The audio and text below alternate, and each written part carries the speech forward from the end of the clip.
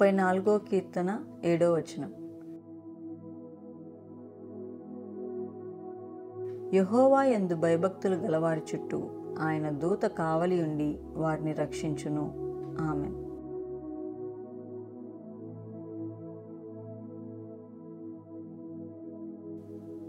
Psalm 34:7.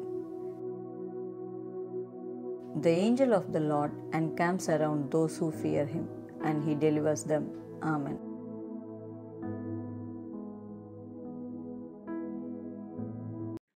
Send your prayer request to SusanJessieTR@gmail.com. We will pray for you. Don't forget